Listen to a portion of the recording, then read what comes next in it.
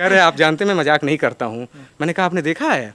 अब मेरे हाथ पैर एकदम अजीब कांपने लगे, कुछ एक अजीब सी स्थिति हो गई, सहजा यकीन नहीं लग रहा था कि क्या ये सही मतलब ये खबर है। तो फिर कहा नहीं बिल्कुल, मैंने कहा ऐसा है कंफर्म करिए, आप रोल नंबर बोलिए ज़रा। हाँ, ये क्या पता सर्वेश पांडे नाम से कोई और हो। ये जो परीक्षा होती है 3 स्टेप्स हैं इसके। प्री होता है, मेंस होता है, देन इंटरव्यू होता है। जो प्री का प्रिप की एग्ज़ाम होती है वो उसमें मेरिट तो बनते हैं लेकिन वो क्वालिफाइंग होते हैं। उसमें जो क्वालिफाइड कैंडिडेट्स होते हैं वो मेंस लिखते हैं, यानी प्री का नंबर ऐड नहीं होता है। और उसके बाद पार्टी मांगने वालों का भी दौर शुरू हुआ होगा। हाँ, मित्रों की ये भी रहा है। तो पार्टी वार्टी हो गई? हाँ, अभी चल ही रहा है, कुछ चल रहा है। हमारे मित्र लोग यहाँ पर आए थे। नमस्कार, गोरखपुर लाइव देख रहे हैं आप और मेरा नाम है वलीउल्लाह। हमारी पहल हमेशा से रही है कि आपको गोरखपुर के उन शख्सियतों से मिलाते रहें जिनसे आप प्रेरणा ले सकें, जिन्होंने गोरखपुर का नाम जो है रोशन किया है, गोरखपुर को उपलब्धि दी है, गोरखपुर को एक पहचान दी है। हमारे साथ सर्वेश जी हैं। सर्वेश जी, स्वागत है आपका गोरखपुर लाइव में। आपको इनका परिचय बताएं। तो इस वर्ष आने वाले PCSJ के एग्ज़ाम में इन्होंने गोरखपुर का नाम रोशन किया है, क्वालिफाई किया है। आइए इनसे जानते हैं कि इन्होंने ये पूरा सफ़र कैसे तय किया। आपको बता दें कि गोरखपुर विश्वविद्यालय के ये छात्र रहे हैं, वहाँ से इन्होंने विधि से स्नातक किया है और पर स्नातक यानी कि LLB और LLM दोनों वहीं से किया हुआ है आपने। स्वागत है सबसे पहले आपका। जी, बहुत बहुत धन्यवाद आपको और गोरखपुर लाइव के दर्शकों को मेरा प्रणाम। आप ग्रामीण पृष्ठभूमि से आते हैं। हम जब आपके घर आ रहे थे तो पूरा मतलब जो गाँव का एक परिदृश्य होता है और उस पगडंडियों से होते हुए हमें आना पड़ा। तो जाहिर सी बात है आप ग्रामीण परिवेश में, आपने जैसा बताया भी कि आपने यहीं रहकर पूरी तैयारी भी की थी। आपके अभी हम कमरे में भी गए थे, उसका भी दृश्य हम दिखा रहे हैं लोगों को। ग्रामीण परिवेश से आने वाला लड़का और जज बनकर आज हमारे सामने बैठा हुआ है। सफ़र कैसे शुरू हुआ और कहाँ तक पहुँचा, हम लोग इस तरह से बातचीत शुरू करेंगे, फिर आगे इसको जी, मेरी जो बेसिक स्कूलिंग की अपनी जो पढ़ाई हमारी हुई है वो भी मैंने अपनी प्राथमिक जो शिक्षा होती है वो भी मैंने अपने गांव की जो प्राथमिक विद्यालय है, प्राइमरी स्कूल, सरकारी प्राइमरी स्कूल में, वहीं से मैंने ये पढ़ाई की है कक्षा 5 तक की। फिर उसके बाद मैं 6 से लेकर के और बाकी जो पढ़ाई हमारी हुई हाई स्कूल तक का वो यहीं एक आदर जनता इंटर कॉलेज है, मैंने वहाँ किया। फिर मैंने अपनी इंटर की पढ़ाई जो है वो राजकीय जुबली इंटर कॉलेज गोरखपुर से, और बाकी मैंने ग्रेजुएशन से लेकर के BA और बाकी सारी अपनी पढ़ाई LLM तक की अपने गोरखपुर विश्वविद्यालय से मैंने की है। और यही मेरा शैक्षणिक सफ़र रहा। फिर उसके बाद मैंने UGC नेट क्वालिफाई किया, UGC JRF क्वालिफाई किया, और फिर उसके बाद मैंने लखनऊ विश्वविद्यालय में रिसर्च के लिए भी मेरी भी रिसर्च इनरोल्ड हुआ हूँ, और इस दौरान मेरी यहाँ पर इसमें परिणाम आ गए इसमें। और तो कहा जाता है कि प्राइमरी स्कूल में तो कोई अपने बच्चों को पढ़ाना नहीं चाहता है, उनको लगता है प्राइमरी स्कूल में तो पढ़ के कोई कुछ बनेगा नहीं, और आप जो है आप देश के प्रतिष्ठित परीक्षाओं में से एक PCSJ जिसको कहा जाता है उसको क्वालिफाई करके बैठे हुए हैं। क्या कहेंगे उन लोगों को जो कहते हैं कि प्राइमरी में पढ़वा तो का बनवा? ये हाँ, ये एक धारणा है लोगों की, लेकिन आप देखिए तो अब प्राथमिक स्कूलों में बहुत सुधार हो रहे हैं। सरकार का की भी विशेष जोर है, अब उसमें एक अच्छी शिक्षा मिल रही है। और मेरा मानना ये है कि प्राथमिक स्कूल से पढ़ाई करें या फिर आप ग्रामीण परिवेश से रहें, यदि आप एक निश्चित धैर्य के साथ अगर आप तैयारी कर रहे हैं और यदि आपने एक समर्पण भाव के साथ तैयारी की है तो आप सफल हो जाएंगे। ये मायने नहीं रखता है कि आप ग्रामीण परिवेश से हैं, बिलोंग करते हैं, या फिर आपने प्राइमरी स्कूल से पढ़ाई की है। मेरा ये मानना है जी।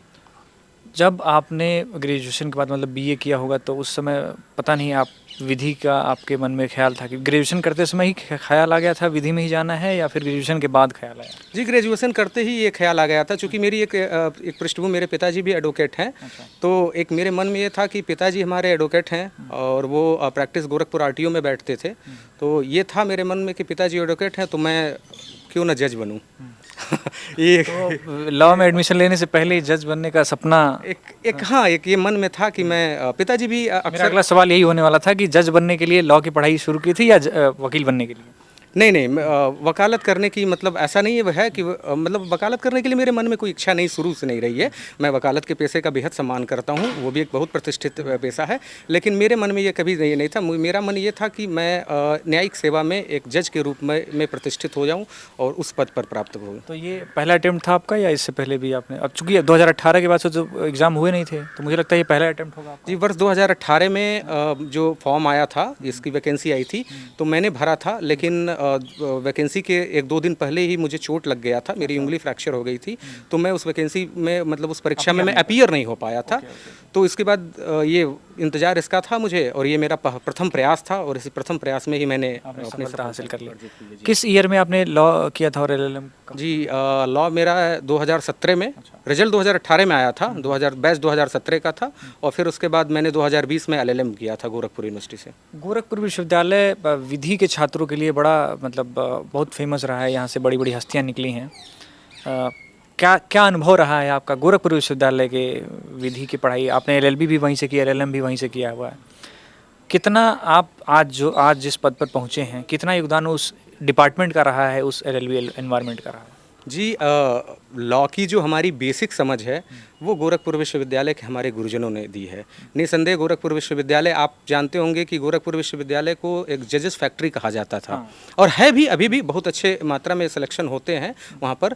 और मेरी पूरी जो लॉ की बेसिक समझ है, जो कुछ भी मुझे आज भी जो वो सर लोगों के पढ़ाए हुए लेक्चर्स मुझे अभी भी याद आते हैं। तो जब कभी भी मैं बेयर एक्ट उठाता हूँ, किताबें उठाता हूँ, तो मुझे बिल्कुल याद आता है वो पूरे क्लास का वो परिदृश्य कि वो किस तरीके से पढ़ा रहे हैं, किस तरीके से समझा रहे हैं। तो मैं ये कहूँगा कि ये जो मेरी बेसिक समझ है लॉ के प्रति, वो उन्हीं लोगों के द्वारा मेरे में विकसित किया गया है। अच्छा, ग्रामीण क्षेत्र में आप रहते हैं, प्योर ग्रामीण है, मैं अभी आसपास देख रहा था, तो कई बार ये कहा जाता है कि पढ़ाई करनी है तो शहर इलाहाबाद चले जाओ, दिल्ली चले जाओ, वहाँ रह के पढ़ाई करो। आप जाहिर सी बात है जब यहाँ रहकर पढ़ाई करते होंगे तो कई दिक्कतें, जैसे बिजली, अब तो सही हो गई है, कुछ दिनों पहले तक बिजली प्रॉपर नहीं रहती होगी, या उस तरह की सुविधाएं, इंटरनेट वगैरह नहीं रहता होगा। तो कितनी मुश्किलें रही है गांव में रहकर तैयारी करना, ये कितना चैलेंजिंग रहा आपके लिए? और जो लोग तैयारी करना चाहते हैं, जिनके पास, जो ये अफोर्ड नहीं कर सकते हैं कि बड़े शहरों में जाकर रहें, उनको कैसे इस बात से सीख मिलेगी कि कैसे ग्रामीण क्षेत्र में रहते हुए भी पढ़ाई की जा सकती है? देखिए वली जी, एक बात मैं आपको बताना चाहूँगा कि आज के समय में अब तकनीकी का युग आ चुका है। अब आप एक देखिए, एक ग्लोबल विलेज का कॉन्सेप्ट हो चुका है। अब शहर और गांव में विशेष अंतर नहीं रह गया है। यदि आपके पास इंटरनेट है, आपके पास सारे संसाधन उपलब्ध हैं, बिजली अच्छी मिल रहे हैं, अब तो आप गांव में रह करके भी पढ़ाई कर चुके हैं। मैं घर पे था, यहीं पर पढ़ाई करता था, मैंने किसी कोचिंग सेंटर का कोई सहारा नहीं लिया। लेकिन हाँ, जो कुछ भी मुझे अपने डाउट्स होते थे वो मेरे गूगल से कर लेता था, यूट्यूब पे लेक्चर मिल जाते थे, मुझे किताबें थी, इनसे मैं पढ़ाई कर। तो मैं यही कहना चाहता हूँ कि अगर आप किसी भी परिदृश्य से हो, अब ये मायने नहीं रखता है कि आप गांव से हैं या फिर शहर से हैं, आप अगर पढ़ाई में किसी भी कोने में रहकर पढ़ाई किसी भी कोने में रह करके यदि आप लगन से, परिश्रम के साथ लगे हुए हैं, परिश्रम का कोई विकल्प नहीं होता है, तो अगर आप इस तरीके से तैयारी कर सकते हैं तो गांव और शहर कोई बाधा नहीं बनने वाली है। अच्छा, आपने अभी कहा कि आपने कोई कोचिंग सेंटर ज्वाइन नहीं किया। बड़ा प्रचलन है या बड़ा माना जाता है कि अगर सफल होना है तो कोचिंग ज़रूरी है, या कहिए कि किसी की गाइडेंस ज़रूरी है। लेकिन कई लोग ये अफोर्ड नहीं कर सकते हैं तो डीमोटिवेट हो जाते हैं कि यार हमारे पास इतना पैसा नहीं है, या हम किसी दूसरे शहर नहीं जा सकते हैं। लेकिन आप उनके लिए नज़ीर हैं कि आपने बिना किसी उस कोचिंग सेंटर ज्वाइन किए या उस तरह से किए। कैसे वो चीज़ अचीव की जा सकती है बिना कोचिंग के, और कोचिंग और नॉन कोचिंग में क्या फ़र्क आप देखते हैं? मतलब क्या बेनिफिट होता होगा जो कोचिंग करते होंगे, उसको हम कैसे पूरा कर सकते हैं बिना कोचिंग के भी? पहली बात तो आपने कहा कि डीमोटिवेट होने की, तो मैं ये कहूँगा कि डीमोटिवेट होने की तो आवश्यकता नहीं है। यदि आप कोचिंग कर रहे हैं या नहीं कर पा रहे हैं, निराश होने की तो कोई आवश्यकता नहीं है। आप अपने आत्मशक्ति पर विश्वास रखिए, आप सफलता अर्जित करने वाले हैं अगर आप अपने आत्मशक्ति पर विश्वास रखते हैं। दूसरी बात यह है कि कोचिंग सेंटर की, मैं ऐसा नहीं कहता हूँ कि उनका रोल नहीं होता है। कोचिंग सेंटर्स हमें बता देते हैं कि क्या तैयारी करनी है, और सबसे महत्वपूर्ण चीज़ कोचिंग सेंटर्स हमें ये भी बता देते हैं कि आपको क्या नहीं पढ़ना है। ये चीज़ें कोचिंग सेंटर की अपनी एक उपयोगिता है। लेकिन यदि आप एक स्ट्रैटेजी बना करके, जैसे कोई होता है ना कि अब आप सुने होंगे कि लोग पहले युद्ध क्षेत्र में जाते थे तो युद्ध की नीतियां बनाते थे, इसी तरह से ये भी एक तरह से युद्ध है, तैयारी भी। अगर आप इस युद्ध में भी एक रणनीति बना करके चल रहे हैं, एक नीति बना लिया है, तो कोई ज़रूरी नहीं है कि आप कोचिंग सेंटर का सहारा लें। आप कर सकते हैं, आप सिलेबस अपने सामने रखिए, आप पिछले वर्षों के प्रश्न पत्रों को सामने रखिए, और आप निरंतर अभ्यास करिए। करत करत अभ्यास से जड़मति होत सुजान, और असरी आवत जात से सिल पर पड़त निशान। अगर आप अभ्यास करेंगे और एक रणनीति बना करके करेंगे तो निसंदेह आप सफल होंगे। यानी कह सकते हैं कि कोचिंग उपयोगी तो है लेकिन अनिवार्य नहीं है। हाँ, ये मैं ज़रूर कहूँगा कि उपयोगी है, अनिवार्य नहीं है। बिना कोचिंग का भी किया जा सकता है तैयारी, बिल्कुल। अच्छा, आप जो है जब आप ये तैयारी कर रहे होंगे तो कई बार मन में आता भी होगा कि यार वैकेंसी नहीं आ रही, मतलब इन दिनों की मैं बात कर रहा हूँ, तो कभी ये नहीं हुआ कि यार छोड़ो अब कुछ और करते हैं? क्योंकि कई लोगों के साथ ये समस्या है कि कंसिस्टेंसी नहीं हो पाती है, आप जानते होंगे। जब तैयारी करता है व्यक्ति तो कुछ दिनों बाद उसको लगता है यार ये नहीं हो पा रहा है, कुछ और करते हैं। तो उन लोगों को कैसे बताएंगे कि कैसे वो इस पर कॉन्सिस्टेंट रहें, मतलब इस पर टिके रहें कि हाँ यही करना है, तो वो मोटिवेशन कैसे लाते थे? देखिए वो क्या था कि ऐसा होता है कि वैकेंसी नहीं आती है तो आपके साथ तो नहीं, लेकिन कुछ लोगों के साथ ये भी होता होगा कि एग्ज़ाम दे रहे हैं, क्वालिफाई नहीं कर पा रहे हैं। हाँ बिल्कुल तो बिल्कुल उनको ये डिमोटिवेशन हाँ उन्हें होगा और वैकेंसी भी नहीं आती होगी तो उसमें भी ये होता होगा कि भाई अब करियर है, उम्र बीत रहा है, घर वाले कहते भी होंगे। घर वालों का भी एक प्रेशर रहता है कि भाई अभी कब तक पढ़ाई कर रहे हैं, ये सब चीज़ें रहती हैं। लेकिन आप अगर आपने ये तय कर लिया है कि आपको उसी फील्ड में जाना है तो आप उसी फील्ड से रिलेटेड काम जरूर कर सकते हैं। जैसे मैं अपना एक अगर उदाहरण दूं तो मैं 2018 वाली परीक्षा में अपीयर नहीं हो सका था, तो मैंने उसके बाद क्या किया कि अपनी विषय की एक समझ बढ़ाने के लिए मैंने एलएलएम कर लिया। फिर वैकेंसी मेरा टारगेट, एलएलएम के टॉपर भी रहे हैं। हाँ जी, मैं गोल्ड मेडलिस्ट रहा हूँ। तो फिर मैंने ये रहा कि मैंने एलएलएम कर लिया। देन उसके बाद मैंने नेट और जेआरएफ की भी तैयारी की। तो आप देखेंगे कि एलएलएम करना, नेट, जेआरएफ करना, वो सब उसी लॉ के ही सब्जेक्ट से ही जुड़े रहना था। तो वो कंटिन्यूटी मेरी बनी रही थी। फिर मुझे कुछ करते रहिए। हाँ, कुछ न कुछ करते रहिए। फिर मुझे इंतज़ार था कि वैकेंसी आए। हाँ, और जब ये वैकेंसी 10 दिसंबर 2022 की ये वैकेंसी आई, फिर उसके बाद से तो केवल अब बंद हो जाइए बंद कमरे में और केवल उस पर टारगेट करिए। तो इस तरीके से अगर कोई भी ये तरीका अपनाएगा तो वो सफल हो सकता है। देखिए, निरंतरता बहुत ज़रूरी होती है। हम क्या करते हैं ना, एक कहा जाता है, संस्कृत का श्लोक है, अनभ्यासे विषम विद्या, कि अगर आप अभ्यास नहीं करेंगे तो वो विद्या भी एक जहर के समान हो जाती है। अगर तो आप पढ़ते रहिए, निरंतरता बनाए रखिए। 4 घंटा, 5 घंटा, 6 घंटा ही जो भी पढ़िए, लेकिन निरंतरता बनी रहनी चाहिए। ऐसा नहीं होना चाहिए कि 10-12 घंटा, 15 घंटा बड़े जोश में आए, 15-20 दिनों तक तो पढ़ाई की, फिर 2 महीने हम सो गए। तो वो नहीं, निरंतरता अगर आपकी बनी रहेगी तो फिर आप जो ही वैकेंसी आएगी ना तो आप बड़े मनोयोग से लग जाएंगे उसमें और पूरी समर्पण के साथ आप लग जाएंगे।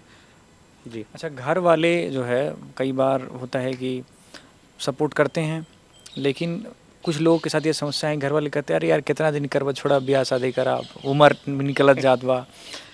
तो ये सब भी आपके साथ भी था कि घर वाले कि अरे यार छोड़ो ये सब, शादी ब्याह कर लो अब, हाँ अब वकालत कहीं शुरू करो, शादी ब्याह कर लो, उम्र निकली जा रही है। कई लोग के साथ ये समस्याएं हैं जो लोग तैयारियों में हैं।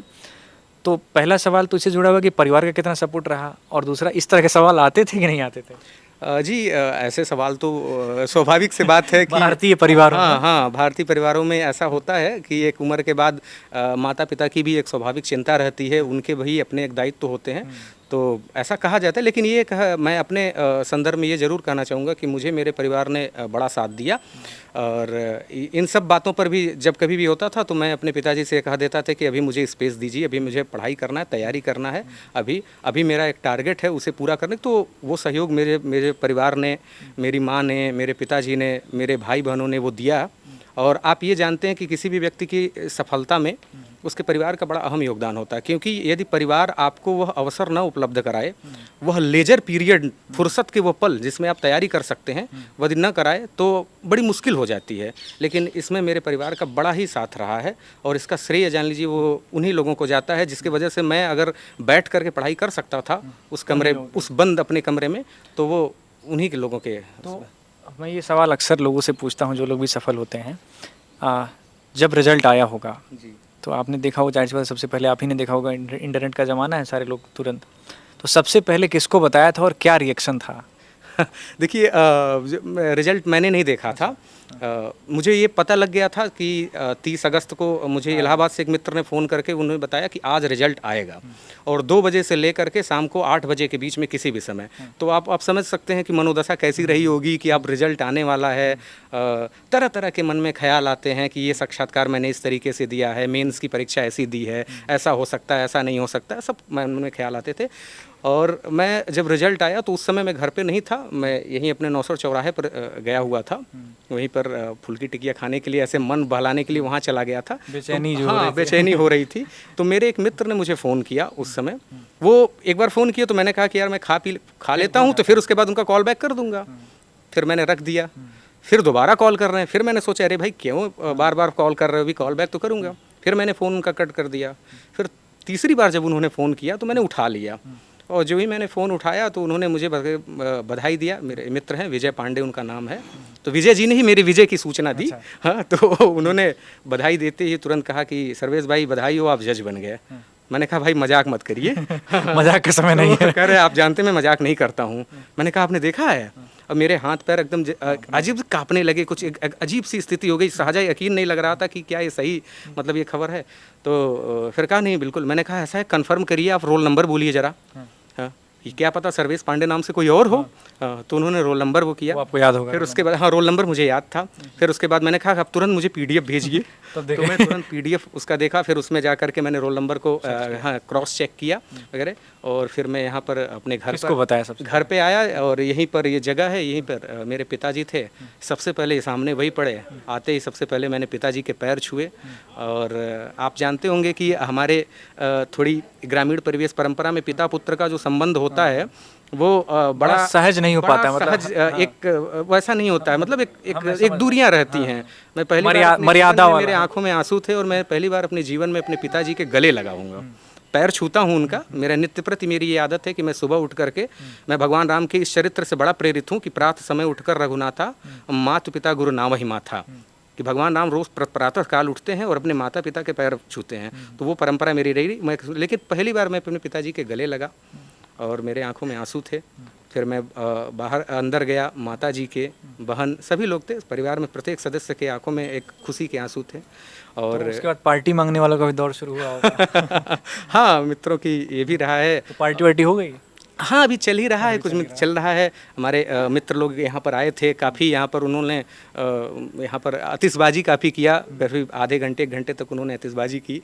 ये सारी चीज़ें चली हैं। और तो अब ये बताइए, अब चूंकि बहुत लंबा समय भी हो गया है, जल्दी से इसको हम लोग राउंड अप करेंगे। क्या अब आप जज बन चुके हैं, अब तो होगा ना कि अब तक लाइफ का उद्देश्य रहा होगा कि अब जज बनना है, अब तो जज बन गए। अब क्या उद्देश्य है कि किस तरह से जो न्यायिक व्यवस्था है उसमें रहकर लोगों की कैसे ज़्यादा से ज़्यादा मदद हो, उस पर क्या विचार रखते हैं और अब का क्या लक्ष्य है आगे से? कि मेरा प्रयास ये रहेगा कि जिस कार्य के लिए मुझे ईश्वर ने नियुक्त किया है, ये सब ईश्वर का ही प्रसाद है। जिस कार्य के लिए मुझे नियुक्त किया है, मैं उस कार्य को बड़े सम्यक, बड़ी ईमानदारी और बड़ी तत्परता के साथ निभा सकूं। मेरे समक्ष जो भी मामले आएँ, मैं मानता हूँ ये हूँ कि न्यायपालिका में आज भी आम आदमी का विश्वास बहुत है। व्यक्ति कहीं से होता है तो कहते हैं कोर्ट में मिलेंगे। हाँ जी हाँ, वही जी हाँ। कोई भी व्यक्ति कहीं से भी हार जाता है तो उसे एक आखिरी उम्मीद रहती है कि न्यायपालिका है। तो उस अंतिम पायदान पर खड़े उस व्यक्ति की उस उम्मीद को बरकरार रखने की पूरी कोशिश मेरी रहेगी। और मैं चाहूँगा कि ईश्वर मेरी इस प्रयास में मेरी मदद करें, उनकी कृपा बनी रहे ताकि मैं ऐसा कर सकूं। एक आखिरी सवाल, हमारी एक मित्र हैं वो पीसीएसजे की तैयारी करती हैं, उनका स्पेशल सवाल था कि जब आप उनसे मिलें तो ये ज़रूर पूछें कि पीसीएसजे में जो जीके या वो रीजनिंग वाला पोर्शन है उसकी प्रिपरेशन कैसे करें या उसकी तैयारी कैसे करें? देखिए, आपने बड़ा महत्वपूर्ण सवाल, और वो चूँकि वो एक अभ्यर्थी उसकी हैं तो वो समझ रही होंगी। जो हम लोग क्या करते हैं ना, जो भी लॉ के विद्यार्थी होंगे, जो मेरे लॉ के मित्र देख रहे होंगे, वो जानते होंगे कि हम लॉ की तो पढ़ाई करते हैं। वही उनका कहना था कि लॉ तो समझ में आ रहा है, वो नहीं समझ में आ रहा है। हमें क्या होता है कि हम जीएस से दूर हो जाते हैं, हम सामान्य अध्ययन नहीं कर पाते, हम इतिहास भूगोल नहीं पढ़ पाते हैं। लेकिन मैं ये कहना चाहूँगा कि अभी से जो लोग प्रयास कर रहे हैं या जो आगे करेंगे, वो अभी से इस बात को ध्यान रखें कि वो 1 घंटा 2 घंटा जब भी हो ना, तो वो जीएस पे ज़रूर ध्यान दें।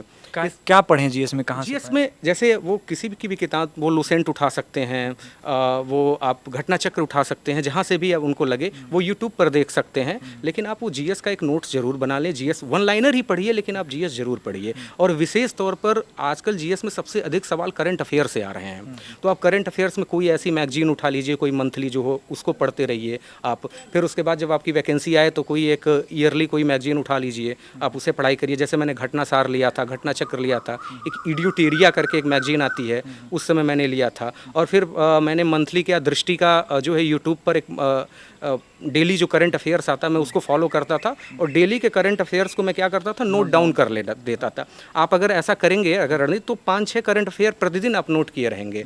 इससे ये होता है ना कि जब हम वैकेंसी आती है और जब हम उसको रिवीजन करने बैठते हैं तो वो चीज़ें हमें नई नई रहती हैं हमारे लिए, वो हम पढ़ी रहती हैं। एक बार पढ़ा हुआ है, एक बार लिखा हुआ है, लिखा हुआ है, एक बार पढ़ा हुआ है, और फिर तीसरी बार में रिवाइज हो जाता है। और इसका रोल आप देखिए प्री में भी और मेंस की परीक्षा में, मेंस पर की परीक्षा जिसका नंबर ऐड होता है और जिससे सब कुछ डिसाइड होता है, उसमें भी जीएस का भी बड़ा अहम रोल है।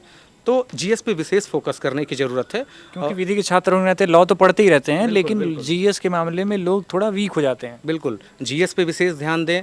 एक मेरे लॉ के मित्रों से ये भी मैं कहना चाहूँगा कि एक लोकल लॉ का पेपर होता है, उस पर भी वो विशेष फोकस करें। और एक होता है निबंध लेखन का पेपर, काफ़ी अच्छा स्कोरिंग होता है। यदि आपने अपनी लिखने की अच्छी हैबिट विकसित कर ली है तो आप निबंध लेखन अच्छा कर सकते हैं। और निबंध लेखन भी तभी सुधरेगा जब आप जीएस पे अच्छी पकड़ रखेंगे। जब आप सामान्य विषयों पर अच्छा ज्ञान रखेंगे तभी आप निबंध भी अच्छा लिख पाएंगे। और करंट अफेयर्स से अगर उस निबंध को यदि आप करंट अफेयर से जोड़ देंगे तो आप अच्छा स्कोर कर लेंगे। तो उसके लिए भी आपको जीएस पे ध्यान देने की जो विशेष ज़रूरत है। सिर्फ लॉ तो पढ़ना ही है, लेकिन जीएस पर भी कॉन्सेंट्रेट बराबर करते रहना है, क्योंकि आपके स्कोर इधर से भी आगे बढ़ेंगे। बिल्कुल स्ट्रैटेजी यही होनी चाहिए। अगर आप रणनीति बना के पढ़ रहे हैं तो वो स्ट्रैटेजी यही होनी चाहिए कि हमको सभी विषयों का एक बैलेंस बना के चलना है। जब आप सभी विषयों के बैलेंस, सारे पेपर्स में बैलेंस बना के चलेंगे, तब आपको सफल होने से कोई नहीं रोक सकता है। आपने इतना समय दिया, इसके लिए बहुत बहुत धन्यवाद। आखिरी में छात्रों को क्या मैसेज देना चाहेंगे, 1-2 लाइन में, कि कैसे वो पढ़ाई करें और कैसे सफलता को प्राप्त कर सकते हैं? देखिए सफलता के कोई ऐसा सूत्र तो नहीं है, लेकिन मैं 2-3 चीज़ें ज़रूर बताना चाहूँगा कि वो ध्यान दें। जो भी हमारे मित्र किसी भी जीवन के किसी भी क्षेत्र में जो भी उनका लक्ष्य हो, तो सबसे पहले बात तो मैं ये कहना चाहूँगा कि कठिन परिश्रम का कोई विकल्प नहीं होता है। आप जितना हो सके कठिन परिश्रम करिए, जितना हो सके आप कठिन परिश्रम करिए। और कठिन परिश्रम के साथ साथ आपके पास धैर्य होना चाहिए, अनुशासन होना चाहिए। धैर्य इसलिए मैं फोकस कर रहा हूँ धैर्य शब्द का, क्योंकि धैर्य जीवन में बहुत ज़रूरी होता है। आप देखे होंगे कि कोई व्यक्ति यदि धैर्य उसका टूट जाता है तो उसका जितना आत्मविश्वास है सब नष्ट हो जाता है। तो धैर्य बनाए रखिए, अनुशासन रखिए, निरंतरता बनाए रखिए, अपने माता पिता की आशीर्वाद लीजिए, और ईश्वर जिस शक्ति में भी आप विश्वास रखते हो, ईश्वर राम कृष्ण अल्लाह किसी को आप मानते हो, जीसस जिसको भी, उनकी शक्ति में विश्वास रखिए। ये जीवन का बहुत बड़ा सूत्र मैं बता रहा हूँ कि व्यक्ति के हाथ में केवल कर्म ही है, फल उसके हाथ में होता नहीं है। श्रीमद् भगवद गीता का एक प्रसिद्ध श्लोक है, कर्मण्येवाधिकारस्ते मा फलेषु कदाचन। कर्म ही आपके हाथ में होता है, आप फल नहीं प्राप्त कर सकते हैं। इसलिए आप कर्म करिए, अच्छे भाव से कर्म करिए, निष्काम कर्म करिए, यदि हो सके संभव हो सके कर्म करिए। और बाकी रेस्ट जो है वो आप ईश्वर के छोड़ दीजिए। वो आपके लिए ज़रूर जो आपके प्रारब्ध में लिखा होगा और जो आपके लिए होगा वो उस मुकाम पर ज़रूर आपको पहुंचा देंगे।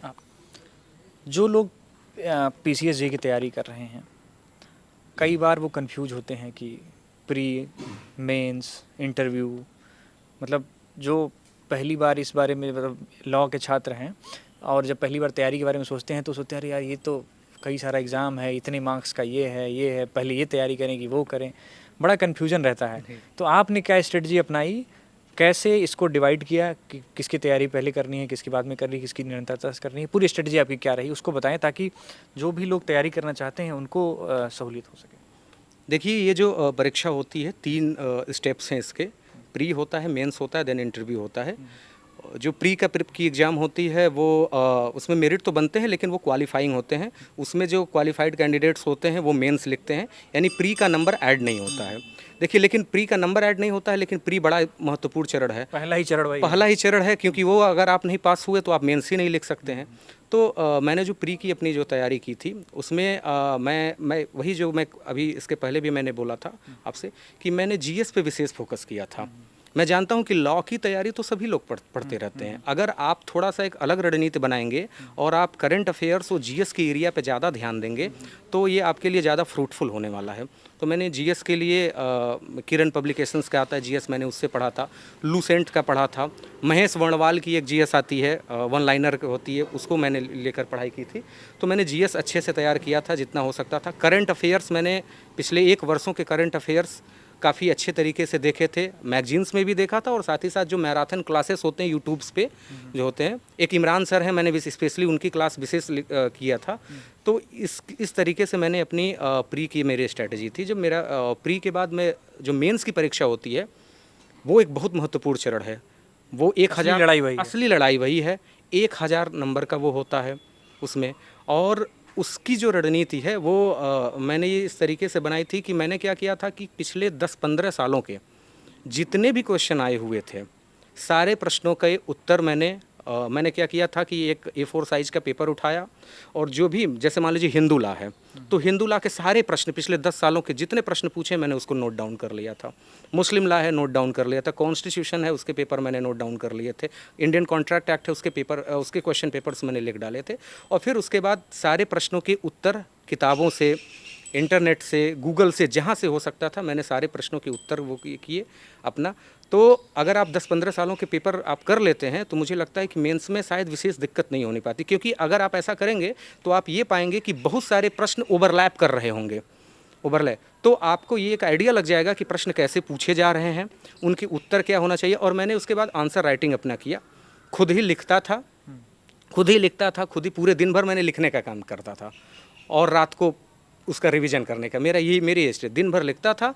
और चूँकि मैं एक चीज़ और बताना चाहूँगा कि लिखने की हैबिट विकसित करनी बहुत ज़रूरी है। जो 3 घंटे का पेपर होता है ना, इतने प्रश्न रहते हैं, आपको बताऊँ वली जी, कि समय ही नहीं रहता है। आपको नॉलेज रहेगा, लेकिन अगर आपने अच्छी लिखने की स्पीड विकसित नहीं की है तो पढ़ी है और लिखना नहीं सीखा है। आपका प्रश्न छूटना तय है। और प्रश्न अगर छूट जाना तो उससे बड़ा नुकसान कोई नहीं हो सकता। प्रश्न नहीं छूटने चाहिए। आप लिख करके आइए। अगर यदि आप कोई प्रश्न छोड़ रहे हैं तो आप बहुत बड़ा नुकसान कर रहे हैं। आपने कुछ लिखा ही नहीं है तो नंबर क्या मिलेगा? कुछ लिख के आएंगे यदि तो नंबर पाने की तो संभावना रहेगी, कुछ लिखेंगे तो नहीं तो अंक कहाँ से पाएंगे? तो इस तरीके से आप मेंस की इस तरीके तैयारी कर सकते हैं। मेंस में भी जीएस पर विशेष फोकस करिएगा। निबंध जो है, लेखन पे भी विशेष ध्यान देने की ज़रूरत है। इन सब चीज़ों पे मैंने ध्यान दिया था। लोकल लॉ पे मैंने विशेष ध्यान दिया था, ताकि वो एक अच्छा स्कोरिंग पेपर होता है। और बस यही कहना चाहूँगा इंटरव्यू के लिए जी, इंटरव्यू के लिए बस यही कहना चाहूँगा कि अगर आपने मेंस में अच्छा कर लिया है तो इंटरव्यू बहुत मायने नहीं रखता है। लेकिन यदि आपका मेंस ठीक नहीं हुआ है, कम, तो इंटरव्यू मायने भी रखता है। नज़दीकी मामला है, अगर मामला हो जाता है, क्योंकि इंटरव्यू 100 अंकों का ही होता है ना उसमें। और इसलिए मैं ये ज़रूर बताना चाहूँगा कि आप इंटरव्यू की तैयारी के लिए, आप जब मेंस निकल जाता है तो बहुत सारे कोचिंग सेंटर मॉक इंटरव्यूज़ भी करवाते हैं। मॉक इंटरव्यूज़ भी अगर कोई चाहे तो कर सकता है, लेकिन ये उसमें बेसिक से ही सवाल पूछे जाते हैं। मुझे लगता है कि इंटरव्यू जो होता है वो व्यक्तित्व परीक्षण होता है। मेरा साक्षात्कार 20 मिनट तक चला था उसमें। क्या आप कोई सवाल बताएंगे जो मज़ेदार रहा हो? मज़ेदार सवाल जैसे क्या है, जो लॉ के हमारे दोस्त देख रहे होंगे वो जान रहे होंगे कि मुझसे तो 50% क्वेश्चन जूरिस्प्रूडेंस से पूछ लिए गए थे, विधि शास्त्र से। वो विधि शास्त्र जो होता है वो लॉ का एक फिलॉसफी होती है, लॉ का दर्शन होता है। उसी से उन्होंने 50% क्वेश्चन उसी से पूछ लिए। फिर उन्होंने मुझे कॉन्स्टिट्यूशन से सवाल पूछे, CRPC से पूछे, एविडेंस से पूछा, PCPNDT एक्ट से उन्होंने मुझे सवाल पूछे। और मेरा इंटरव्यू काफ़ी अच्छा रहा था। मुझे मैं सेटिस्फाइड था अपने इंटरव्यू से। अच्छा, एक आखिरी सवाल। हम लोग हिंदी क्षेत्र से आते हैं, हिंदी भाषी क्षेत्र से आते हैं, और ग्रामीण क्षेत्रों के रहने वाले अभी भी मैक्सिमम छात्र हिंदी भाषी हिंदी बोर्ड, यूपी बोर्ड से पढ़ाई करते हैं, यूपी बोर्ड के हिंदी विंग से। ये कहा जाता है कि इनकी सफलता की दर पीसीएस में बहुत कम है, इनका बहुत कम जो है परसेंटेज है रिजल्ट में। इसकी क्या वजह है और उसको कैसे टैकल किया जाए? देखिए, लैंग्वेज, मैं मानता हूँ कि विशेष बैरियर नहीं है। लैंग्वेज बैरियर होना भी नहीं चाहिए। भाषा एक अभिव्यक्ति का माध्यम है, केवल ज्ञान का परिचायक नहीं होता है भाषा। तो अगर ऐसा कुछ नहीं है, यदि आपने अपने विषय पे एक अच्छी पकड़ बनाई हुई है और अगर आप अच्छे तरीके से आंसर राइटिंग कर रहे हैं, आपका अगर प्रेजेंटेशन का तरीका बढ़िया है और आपने कंटेंट लिखा है, तो मुझे लगता है कि भाषा बहुत बड़ा ऐसा कोई रोल प्ले करने नहीं जा रहा है।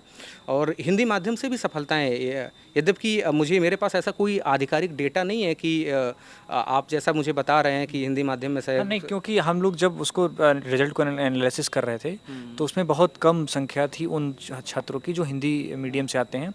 कई लोग कहते भी हैं कि अरे हिंदी मीडियम से हम क्या तैयारी, मतलब मेरे जानने वाले कुछ लोग ऐसे हैं जो उनको लगता है कि हिंदी मीडियम से हैं इसलिए वो बहुत अच्छा नहीं कर सकते हैं, इसलिए वो तैयारी नहीं करते हैं। तो उनको कैसे मोटिवेट करेंगे कि हिंदी मीडियम के छात्र कैसे उसको स्ट्रेटजी को क्या अपनाएं, कैसे आगे बढ़ें? देखिए, ऐसा मैं उन लोगों के लिए ये बताना चाहता हूँ कि आप हिंदी भाषा को लेकर के ना घबराएं, और अब आवश्यकता भी नहीं है कि आप अपनी भाषा का मूड चेंज करें। जिस भाषा में आप आंसर राइटिंग करते हैं उस भाषा में ही करिए, हिंदी भाषा में कोई दिक्कत नहीं है। लेकिन हाँ, हिंदी भाषा में ये ज़रूर मैं कहना चाहूँगा कि ज़्यादा एफर्ट करने की आवश्यकता है। वो मैं इसलिए कहना चाहता हूँ कि हिंदी भाषा और अंग्रेज़ी भाषा में आप देखिए कि 1 मिनट में अंग्रेज़ी का कोई बच्चा यदि वो आंसर राइटिंग कर रहा है तो जितने शब्द वो लिख देगा, हिंदी वाला संभवतः नहीं उतना लिख पाता, क्योंकि हमारे पास, हमें अगर क लिखना है तो आप जानते हैं कि आप इस तरीके से एक वो करेंगे, मात्रा लगाएंगे, ऊपर पाई देना रहता है, तो टेक्निकली हमारी स्पीड थोड़ी कम हो सकने की संभावना रहती है। इसलिए थोड़ा दुगना मेहनत करने की आवश्यकता है।